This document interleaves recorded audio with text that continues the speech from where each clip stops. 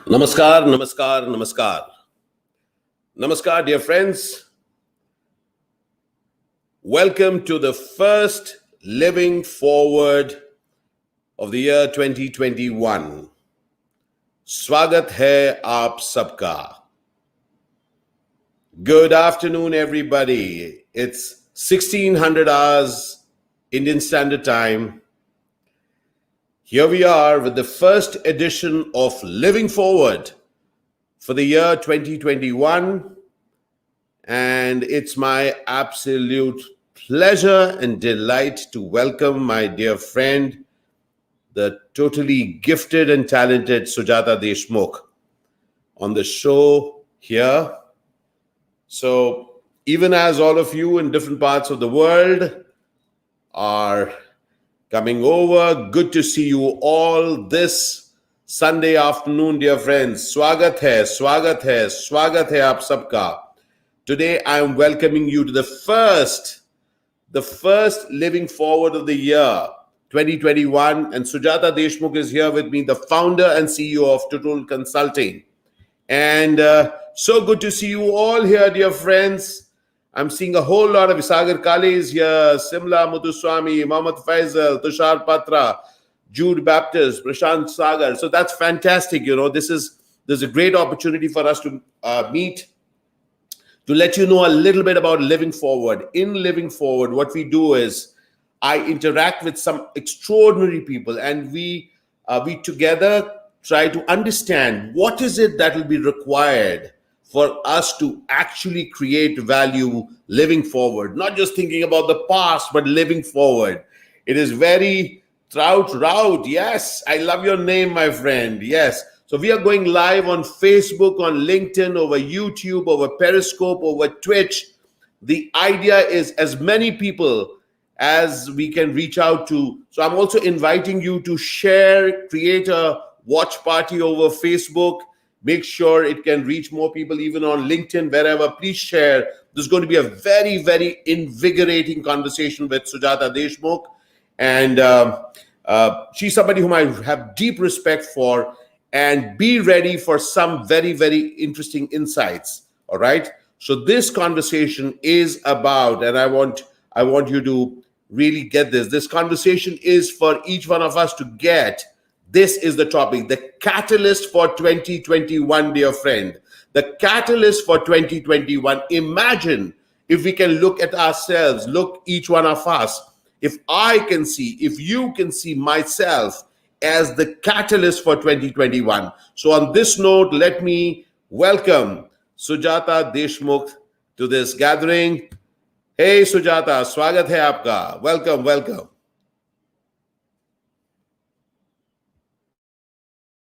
Hey, it's wonderful to be here with you on Living Forward, Ashish. So one thing which strikes me, each time I'm in conversation with you is that whatever reason or whatever way the conversation begins, there is something that you bring about. There's a change that you bring about in that conversation. How important is change for you as a professional and as a human being? How important is change for you? I think without change, I'd be stagnant. Reminds me of a pond which is stagnant. I think I've changed a lot. I think what you do is based on who you are, and what you do also changes who you are. The more work I do in change and transformation of individuals, teams, or organizations, and I don't mean only corporates, but also in the social sector, has made me question a lot of my own beliefs. And I believe that I am on a journey of change. So I think without me changing and trying new things, I can't work with other people and bring about change. It's so interesting, I remember, I had seen this very interesting film called Motorcycle Diaries. And Motorcycle Diaries, there was a line, something on those lines, when he said that he set out to change the world. And at some point, the world changed him. So therefore, as much as we really wish to do something with our life, so many different ways world impacts us. What say you? Absolutely. But change is painful. Self-work is painful. And if I just ask you to change the order in which you wear your trousers, whether you put your left leg in or your right leg in, you're going to be uncomfortable. If I ask you to change the way you eat your food, you're going to be uncomfortable. So it's hell of a lot painful. And there are times you want to pull your hair. But when you finish having the change, much like having a baby, there's so much of exhilaration and thrill. And then you say, I'm ready for more. And then you complain a bit here and there, and then you move on. So it's that kind of a process. And when you look back, like climbing a mountain and looking back and seeing how far you've come, you say, is that really me? Is that really us? And that's a really good moment. Those are moments you live for, looking back and saying what I was and what I am today. And that's what gets me interested for 2020 also, because 2020 brought us face to face with whole new realities, right? So a lot of people would say that, you know what, I've changed. I was fixed before March 2020, but now I have changed. What do you say to people who say that, hey, listen, I have changed. I have adapted to the new way. I'm still complaining, but I have adapted to the new way. What do you say to people who say that I have changed? What do you say to them? I'll say you ain't seeing anything else yet. There are new things that's going to come that's going to change the definition and rate of change. So it's just something that you will allow to happen. There are people who have a secret gift. And let me tell you what that secret gift is. It's the ability to thrive in uncertainty. If you can thrive in uncertainty, you can handle anything that comes your way. And it becomes a sort of thrill. So for all those who think that they've actually made a change and they have all aligned to the virtual way and life is different, wait a minute, things are going to change again. So there's lots more. Picture abhi baki hai mere dost, is what I would say. So we've gone virtual, Sujata. We've gone virtual. We've seen, like, when we went from in person to virtual. I mean, like, what else are you saying is going to? And you're saying change in a minute. What's that? So, we used to say, do you want this or do you want that? Do you want virtual or do you want live? I say it's about this and that, not about this or that. If you give me a few minutes or give me a bit, actually, I'll show you how. Should I go ahead? Sure. We are ready. Hey, listen, guys, are we ready to see what she's about to? Okay. Hey, listen, Sujata, your camera's off. Hello? Sujata, your camera's off. Sujata, your camera's off. Sujata. Hello. Excuse me. Hello. What's this? What's happening? Hey, listen, this was supposed to be a virtual meet.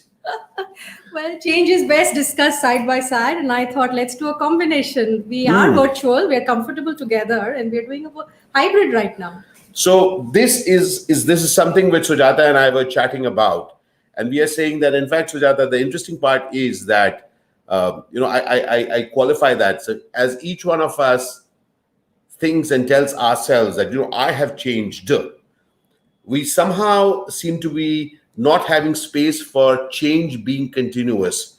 So what you have just demonstrated, Sujata, is something which is actually happening, because suddenly it is not either this or that, but it is a mix.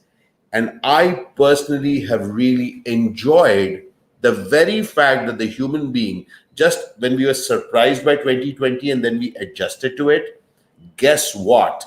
Each one of us is now ready for more. Isn't that true? Absolutely. Okay, so a quick one on this. If change is constant, if we are clear that everybody knows that, right? The only constant is change. Yet, why is it painful?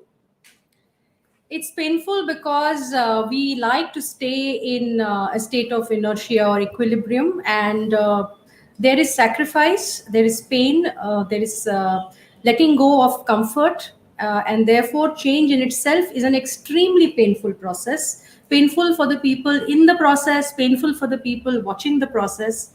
The process is painful, the outcome normally is good.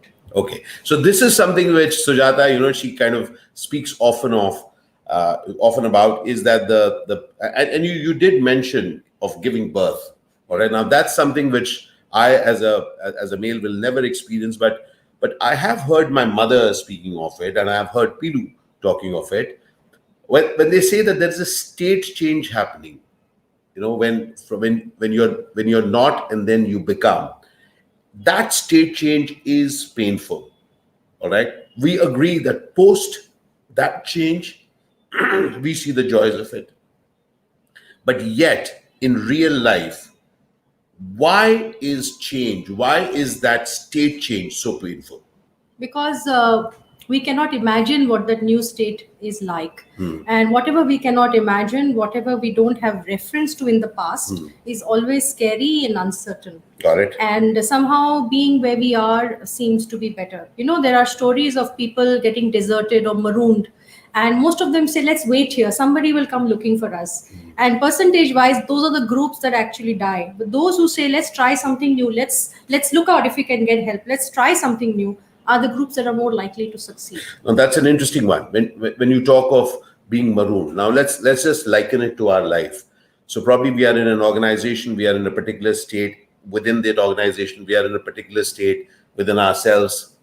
So imagine, I'm just trying to put that figure there. Imagine if my staticness, my inertialness, for each one of us, please listen to it from our own context. Imagine where you are at this moment, and you've been for a while, is probably your state or my state of being marooned. Yes. Okay. And funnily, as you said, even though you and I know that being marooned means that I'm cutting myself off from a fast changing world, I still choose to stay marooned. All right. So where is this, Sujata? Where is this that common sense deserts us and we tend to not feel the pain of not changing? Well, safety in numbers. I am Okay. maroon, you're maroon, we're all maroon together. We don't know what it is outside.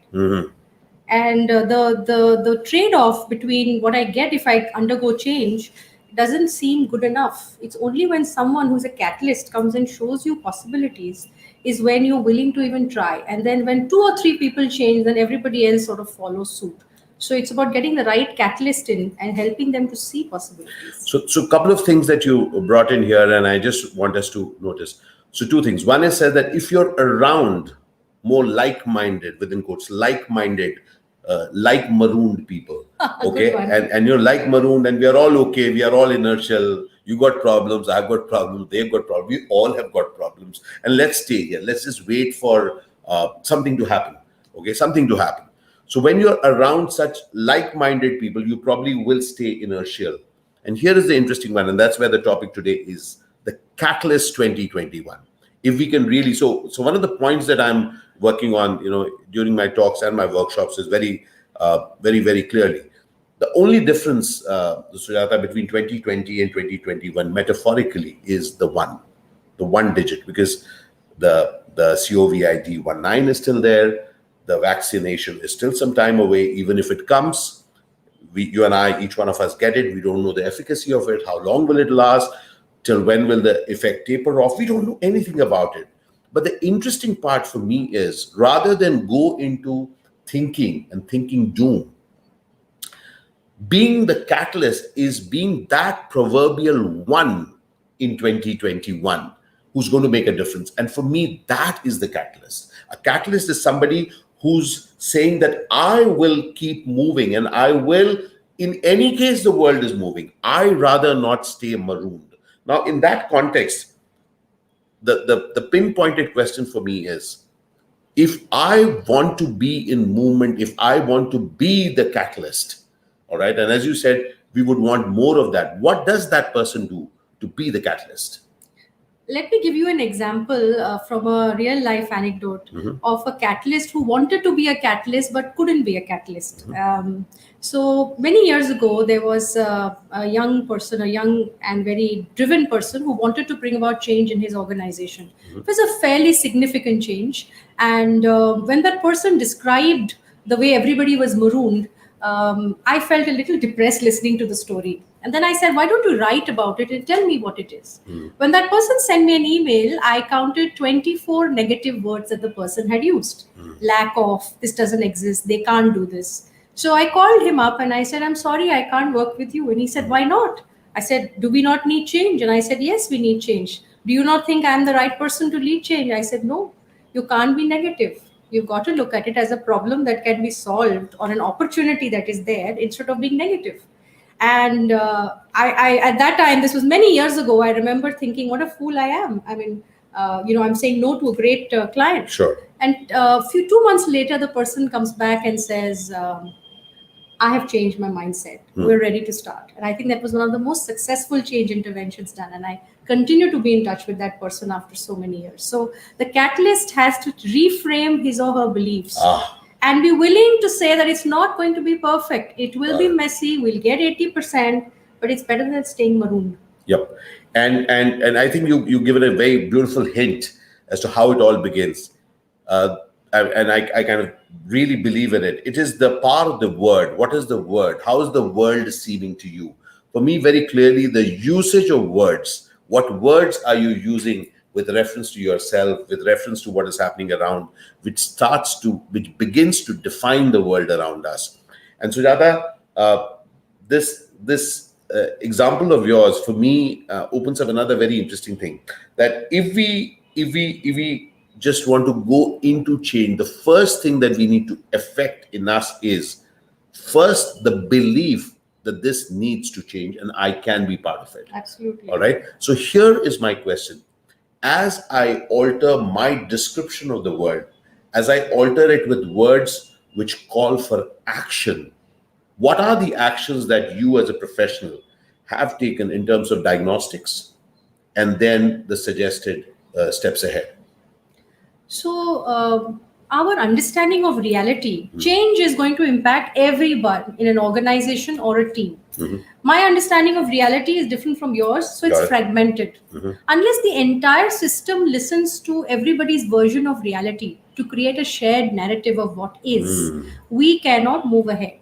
So instead of being the wise one who comes in and says, now I have discovered what needs to get done, while we figure out in the diagnostic, by way of talking to a few people, listening to repeated patterns, we are able to understand what could be some of the themes. And it's not rocket science. Most change is to do with leadership or culture or strategy or communication broadly. So we get people to sit together and listen to different stakeholders talk about their reality. And we call it telling our stories or glad, sads, and mads.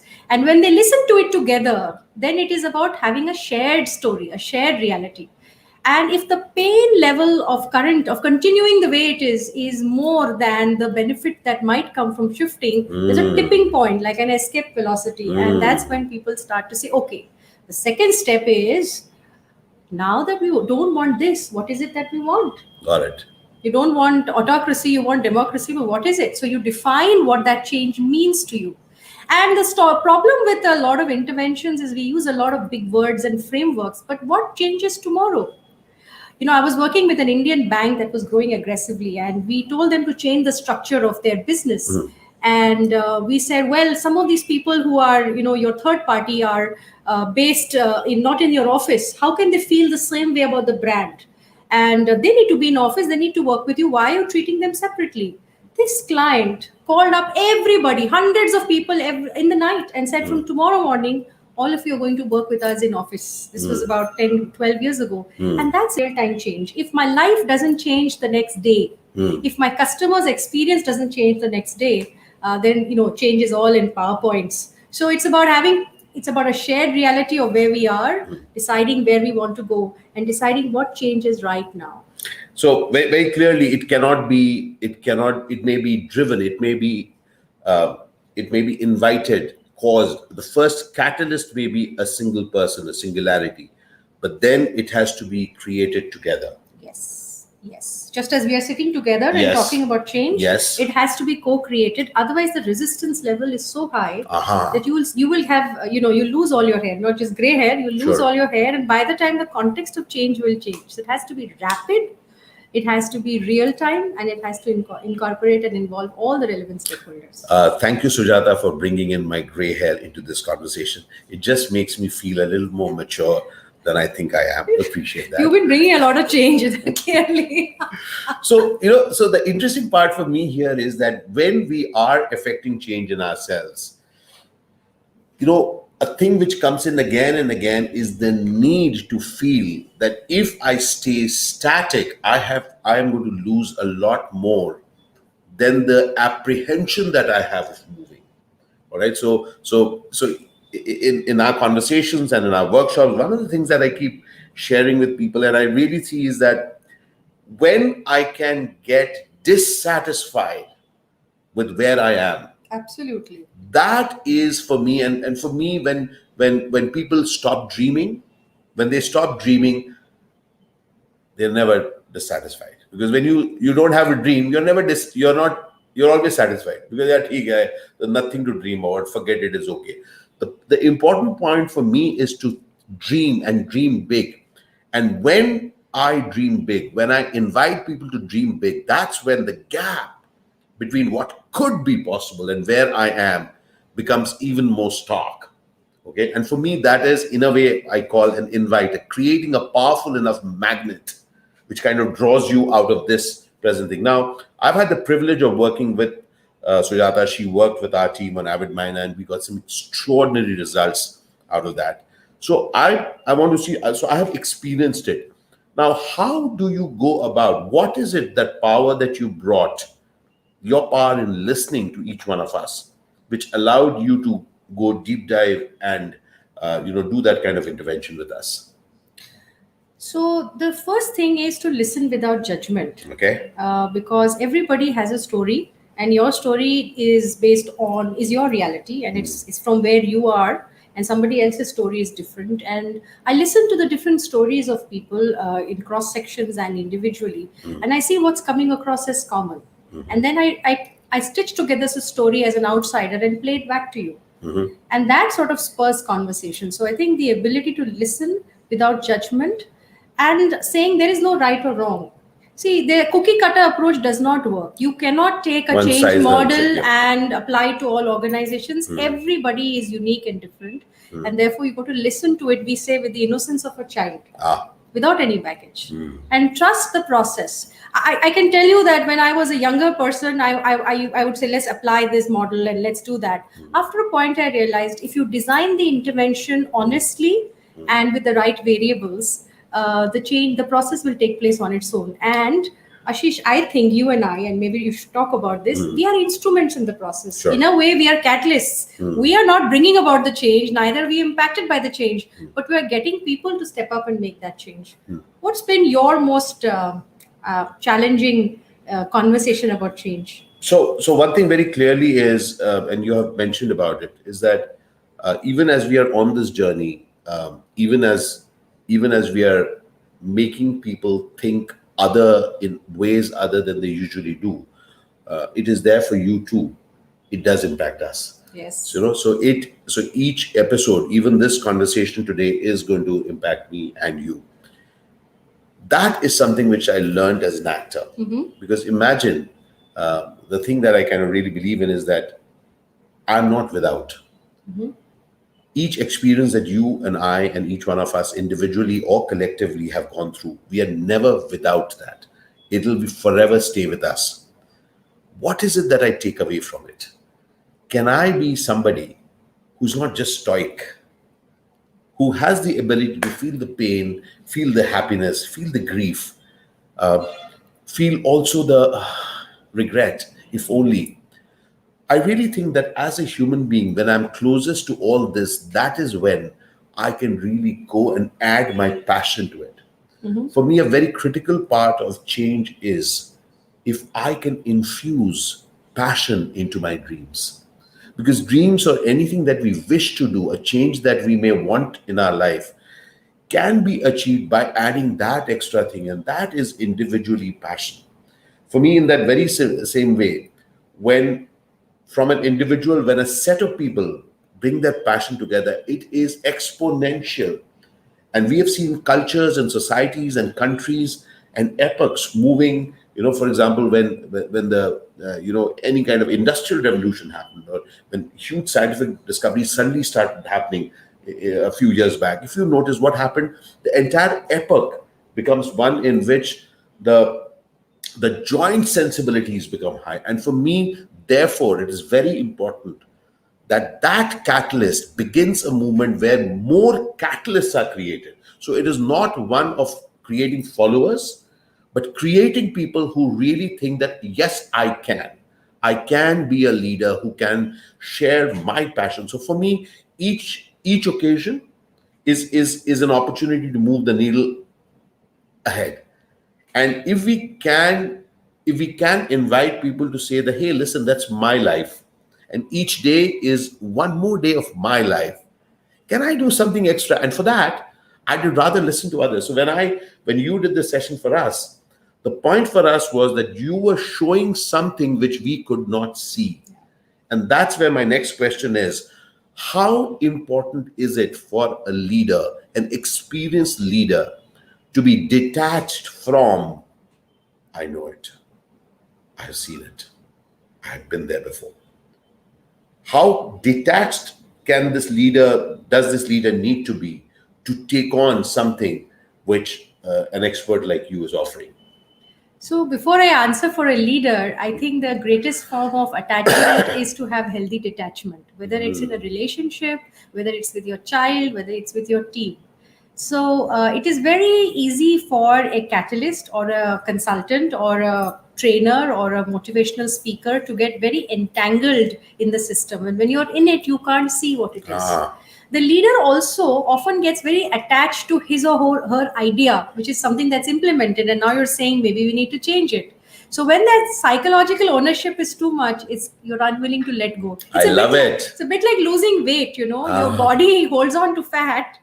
I'm not talking about your weight, Ashish. No, you're not. I talked about your gray hair, but not about your weight. I Your know. weight is also not willing to leave you because it's protecting you, and you have to tell your weight, tata, bye bye, and that's when you become thinner. So, entanglements cloud your vision, and therefore you have to keep reminding yourself to be detached. Sometimes leaders stay away from some of the meetings, and then we reach a stage where everybody is able to talk freely in front of them. So it's painful. In their cabins, they talk about the pain, but they soldier on.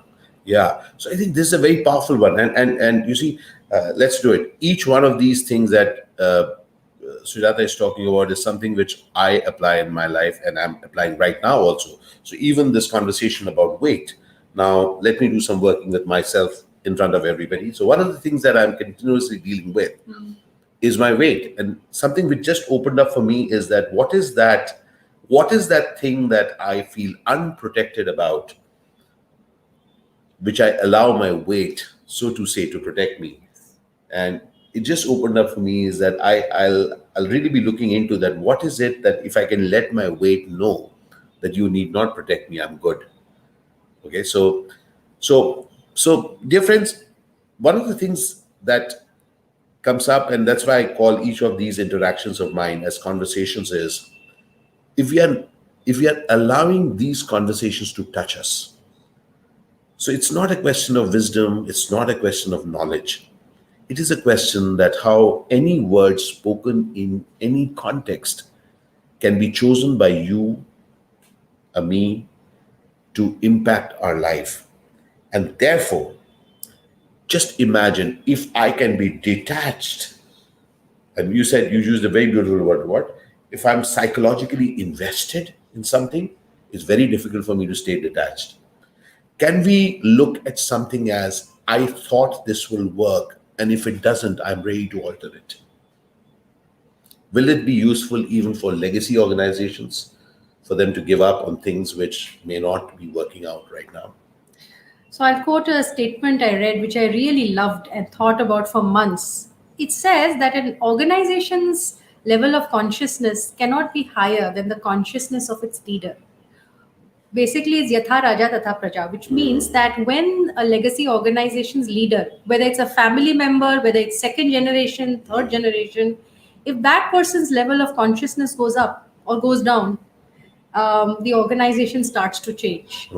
So whether it is an ITC deciding that we shouldn't be only in the tobacco business, and they've done some amazing work across other sectors, or it is a second or third generation person saying we need to change our workmen or the benefits we give. So it is possible to change. The old timers and newcomers will constantly clash.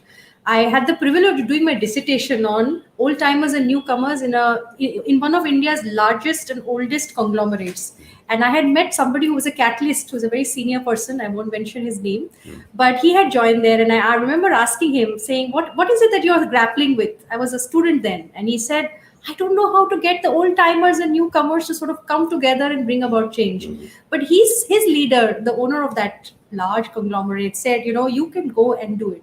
And I think it's one of the most successful change transitions in letting go of old beliefs and incorporating new beliefs. And this group wins a lot of awards for innovative practices. And they're constantly, you won't read about them in the newspaper. They're not tom-tomming themselves. They do really solid work. So what's again very interesting is that what you're in fact saying is that there is no fixed destiny of an individual or an organization. It changes over time. And changes may be written into it. Yes, Yeah. changes also take place in ours every 7 years. There's a lot of study that's taking place that says it's not just that your cells change every 7 years, but your entire outlook to life changes. And the age between 42 and 49 is a very, very important age, because that's when you start creating your destiny. So as individuals' destiny changes or destination changes, they can in turn take the organization right up or right down, as the case may be. So what happens? What happens when you as a person are interacting with different sets of people and then you face resistance going into 2021? Isn't it true that each one of us is going to face a whole new set of challenges? What is it that comes to your mind which people can look into? Are some of the things that you see are about to happen?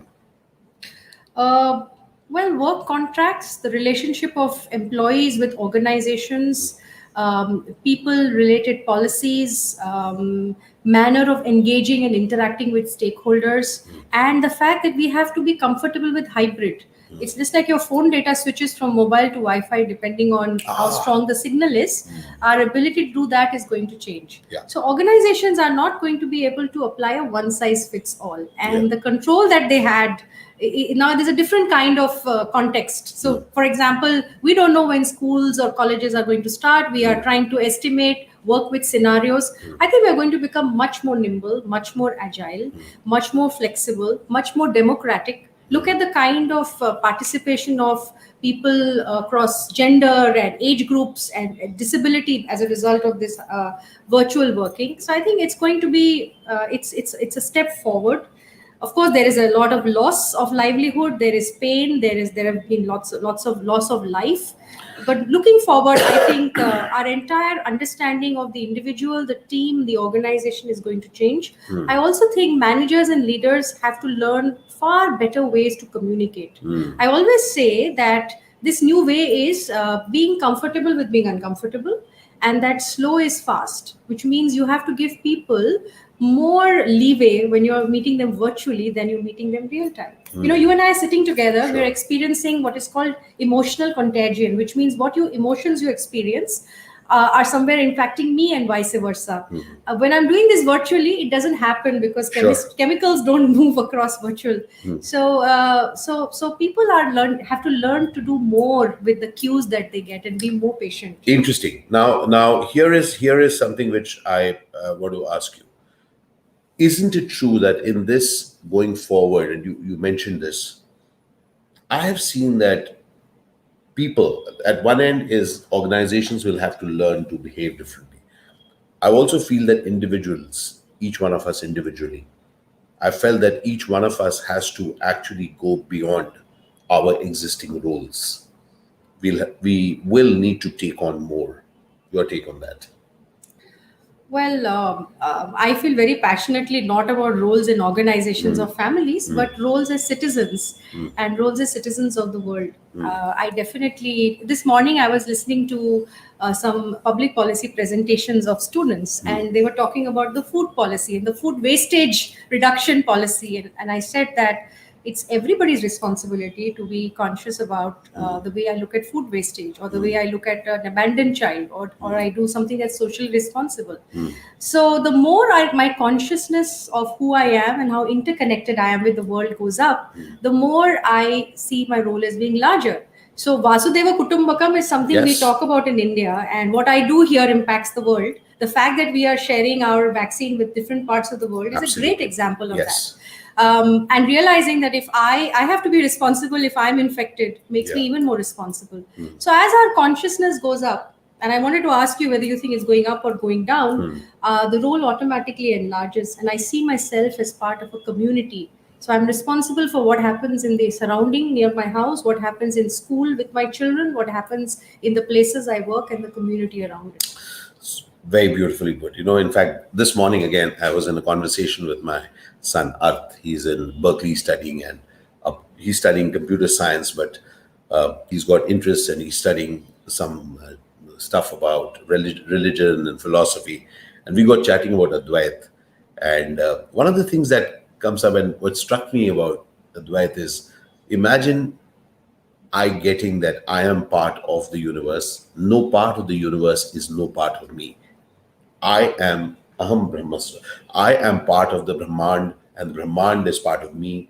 There are no two things which aren't related to me. Now, at one end is philosophy. If on the other end, if you can really get, if your heart bleeds for a puppy being run over by somebody in a car, which we saw very recently, if you can feel bad for a child going without food in any part of the world, if you can see war and destruction causing the pain, if you can see that kids not getting an opportunity to study at all. Now, there are many, many causes in this world, and many people ask me to speak about causes. And one thing which I've felt is that there are far too many causes for me to apply my word to it. But you know what I do? I bring in the sensibility that how will it be if each one of us, what we are doing it at our work, in our day, in our various roles, not being limited by any roles, if we can add value so that people around us get sensitized to be amazing human beings. And for me, in this period, where we all have gone through a lot of trauma. See, we are right now coming out of a time of major trauma.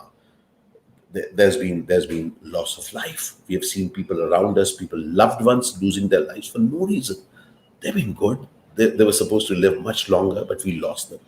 We have seen loss of jobs. We have seen loss of people who had a straight career up there, who had worked hard, opportunities gone. Now imagine in this period, if we can add that warmth and caring along with taking whatever steps that we need to improve our economy.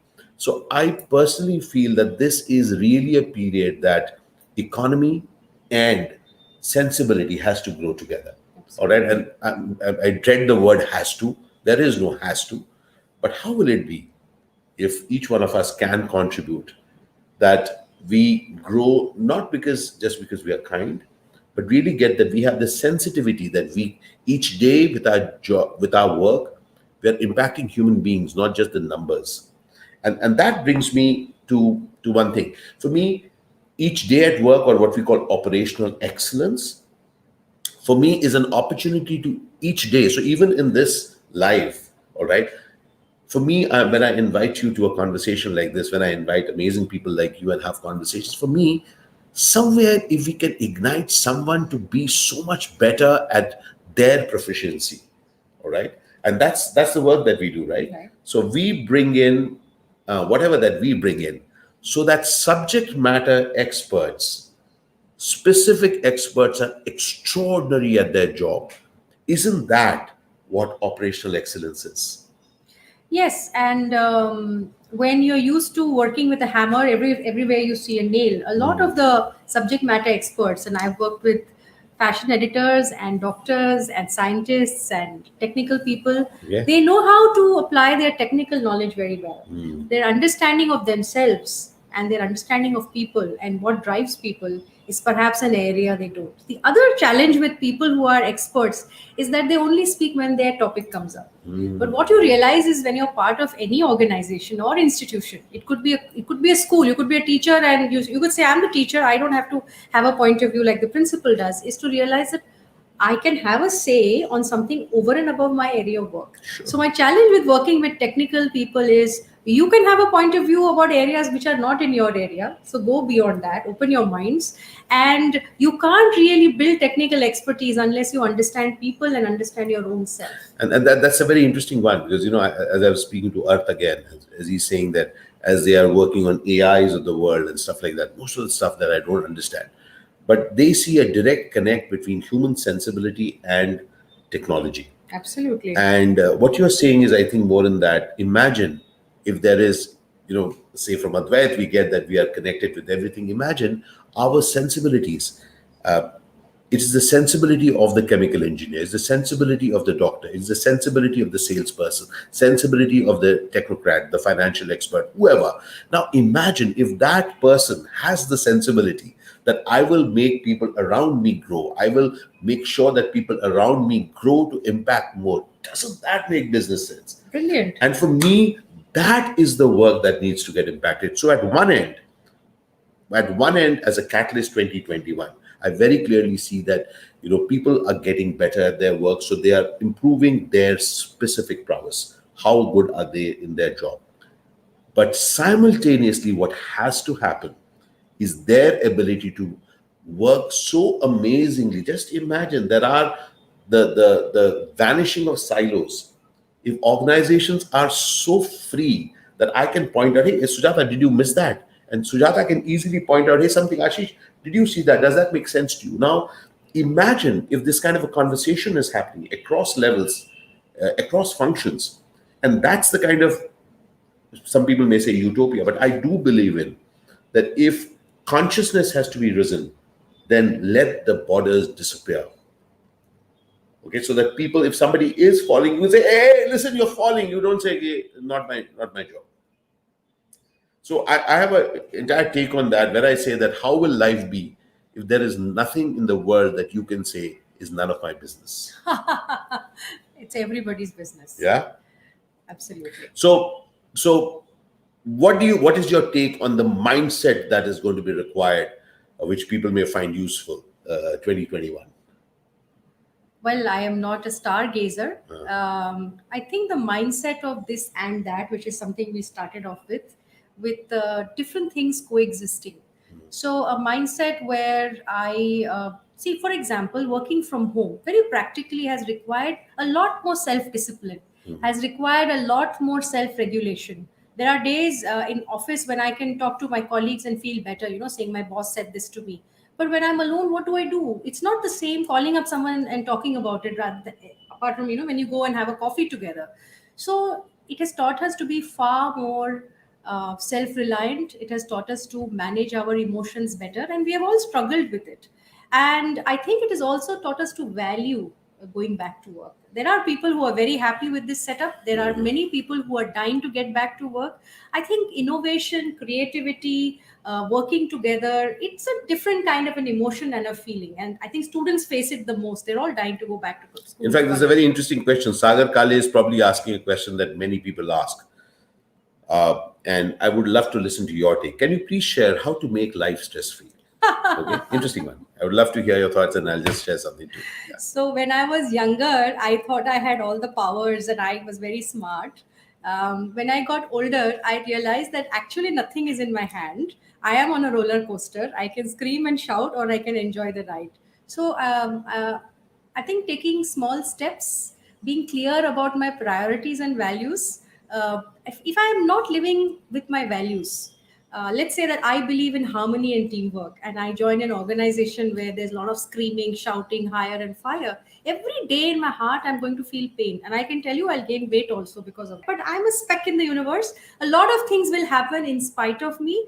I think that allows me to relax a little bit, and let's see what the day. You can't engineer everything. You cannot control anything. If you do that, you will be stressed. So I've learned to move from worry to anxiety. Anxiety is supposed to be healthier, and then from anxiety to becoming blank, waking every morning blank and saying, okay, let's see what the day brings to me. I don't know if this answers your question, but this is something that changes over time. And also talking to people who do a good job in being stress free and ask them how they think about issues, the ability to switch on and switch off. And if you work hard at it, ironically, it gets better over time. So it's interesting. So just consider for a moment, stress is something, actually stress is nothing. Stress is something which people have said there's something called stress. It is essentially something that you needed to do but you can't. Okay, that's how it. Anything, if you look at stress, is there's something that you wanted to pay the bills, could not. You don't want to buy this, I could not. I wanted to go somewhere, I could not. I had to deliver this on that time, I could not. Yes. So the first thing is to break it down into what did not happen. All right. So rather than use the word stress, just look at what happened. Now, if you look at what happened, it'll boil down to something which you could not do. It may be somebody is unwell. Okay. But what did you want? You wanted that person to be well. How is that person? The person is unwell. You wanted some more money? Yes. Do you have it? No, you don't. Therefore, you have less money. Now, the struggle is always, Sujata, if we can look out, is how I wanted and how it is. As you said, we do not engineer life. You and I, each one of us, as we gain experience, we just develop a better capabilities to do something interesting with what life gives us. Absolutely. All right, just to let you know, Sujata is here today. We are in the middle of stuff, and she said, "Why don't I come and do it here?" And there's some stable internet thing, and wherever she was traveling, and she came, and then we decided that we will do it here. Now, this could have been a stressful experience, and I'll tell you how. I'll give you another example. While we were doing this, while we were doing the backup test, we suddenly realized that there was echo happening.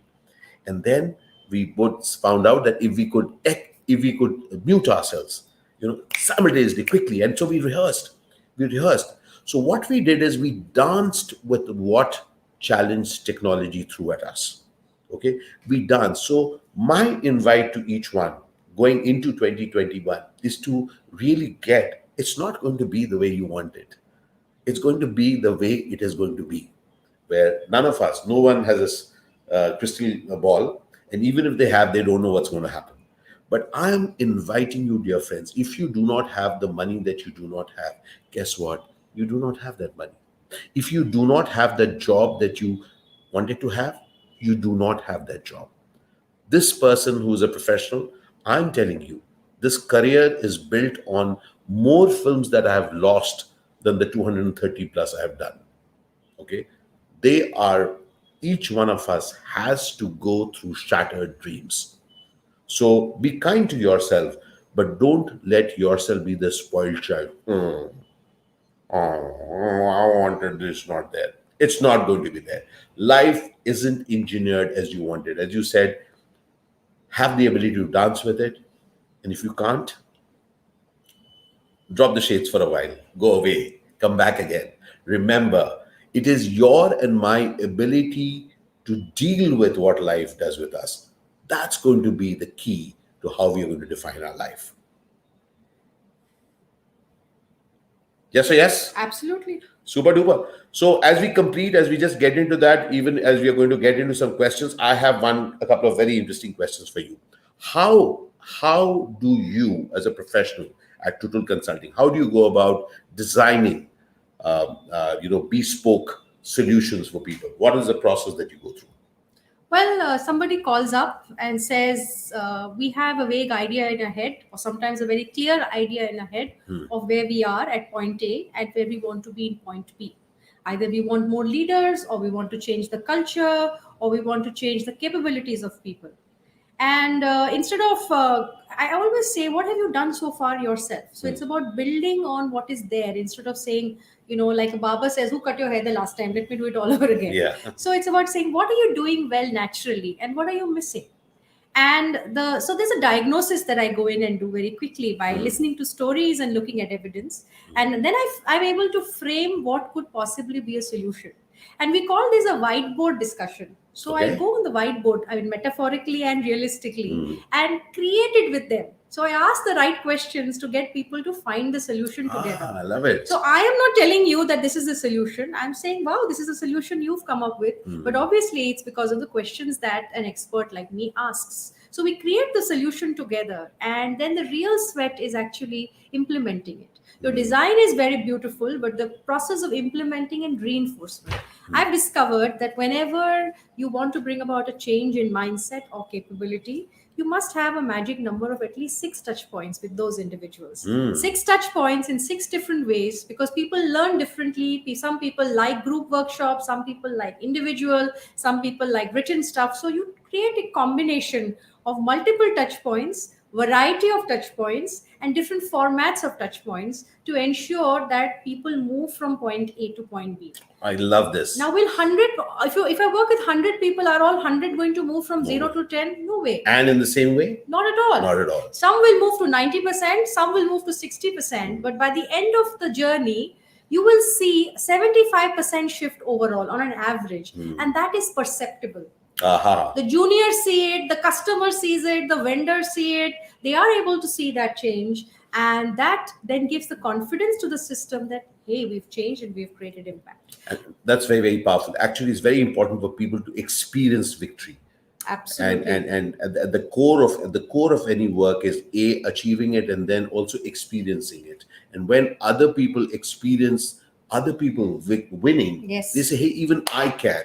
So therefore, when people ask me that how long will this effect last, when we give a talk or a workshop or anything, they say, how long will this effect last? I tell them, listen, there is nothing in the world which is permanent. Even if you say that, okay, motivation isn't permanent, I got it. Neither is loss of motivation. Do you know, each day, unknown to us, unpaid WhatsApp and Facebook and stuff like that, it is demotivating us, continuously telling us not possible, this is bad, that is bad, people are not doing enough, the world is bad. That is ongoingly hitting us. And therefore, I think I really understand this importance of multiple touch points. And those touch points will depend on the groups of people, right? Yes. So there's a term that you keep talking of, and I would love you to share something. High context work. Would you like to share what is the high context work, and if people can get a sense of it? Yeah, it's not applying the one size fits all. When you buy a shirt or you buy something, you know there's standard sizes, and many times professionals take a standard model and apply it everywhere, saying it worked in A and therefore it will work in B.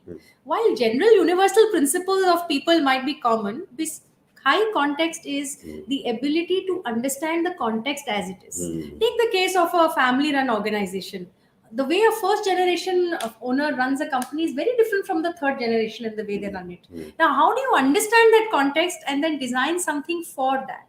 And which is why I feel that a factory mode of working, a lot of consulting organizations are like large factories churning it out. It doesn't work. I think it is the role of boutique people who do work with a few companies, but who do it personally. It's like designing something for you, which really works. And therefore, if we got such people to come together in a community or a platform, and that's something maybe Tutul will do going forward, you can choose whom you want to speak to, you can choose the right person, and such people can come together and create bespoke solutions. So high context work does not mean I can work with 40 clients in a year. I can only personally work with 10 or 15. But each one of them is done with care and with love and with personal attention.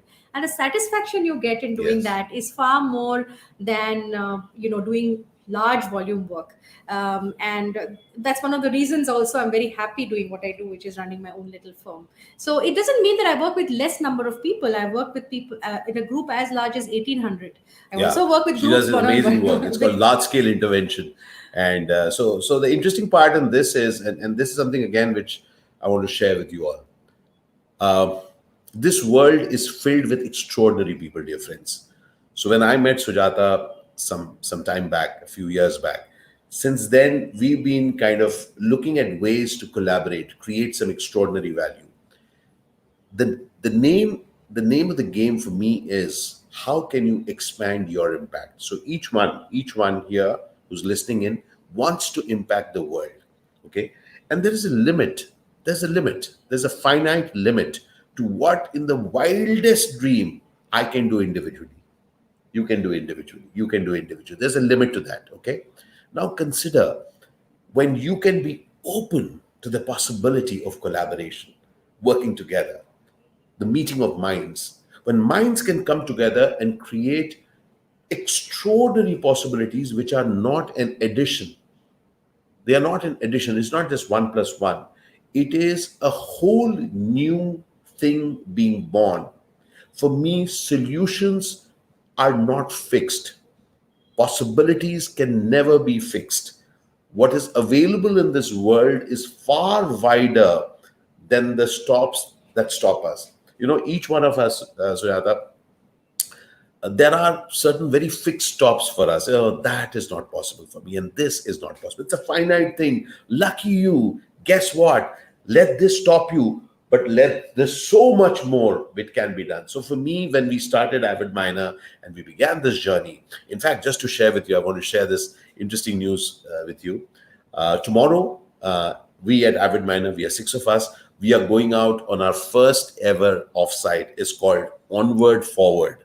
All right. Very nice. And we are beginning it by visiting my mentor, Emmanuel David. So we begin by going to Pune and seeking his blessing, because thanks to him, I began my journey as a speaker for organizations. That was about a few years, 6-7 years back. But we as a team are going there. Now, for me, in that journey, which started with Emmanuel inviting me to speak for Voltas eons back, I have met extraordinary people like Abhijit Bhaduri, extraordinary people like Praveen Jha, extraordinary people like Sujata Deshmukh, Shalini Lal. These people are talented, tall human beings whom I have had the privilege of, interacting. There are numerous such people whom I can never even, I can spend an entire evening thanking them. But today, I really wanted to let you all know 2021 is an opportunity for us to collaborate, to work together, to put our minds together and create solutions which even we individually may not have thought of. Absolutely. Your thoughts on that? 1 + 1 is 11. Competitors are collaborating and seeing value in it, and the customers get the best out of it. So I think if every day we look at doing more, not just with what we do with the people around us, and we collaborate, I think the kind of solutions we can get would be really innovative and powerful. So thank you very much, Sujata Deshmukh. You were our guest here on the first ever Living Forward of 2021. I'm sure it would be, if it was of value to you, do let us know. You can reach out to Sujata on Tutul Consulting. And what's your website? It's www.tutulconsulting.com. www.tutulconsulting.com. Got it. So that's where you can reach Sujata, and she does some exemplary work. And please feel free to share this video with as many people. Do subscribe to my YouTube channel, Ashish Vidyarthi official. We're coming up with some interesting conversations there in different languages, Hindi, English. Please join us. It's an absolute pleasure, dear friends, when I get the honor of interacting with extraordinary people, and I can get this conversation be heard by you. Do let us know how it went for you. Please come over to our website, avidminer.com, AVID. It's written right there, avidminer.com. And thank you so much for joining us today. And thank you once again, Sujata. Thank you. And best of luck to all of you on your journey towards 2021. Cheers. Let's all rock, dear friends. Let's all rock and da-da-da-da-da. So let's have an amazing one. Thank you so very much. Have an extraordinary Sunday. And Sujata, I think we should have another coffee. I think so too. All right. So even as we have our coffee, we'll see you around the next time. Cheers. बहुत बहुत शुक्रिया आप सबका. Al shukran bandhu, al shukran zindagi, al shukran. Sujata. Thank you so very much.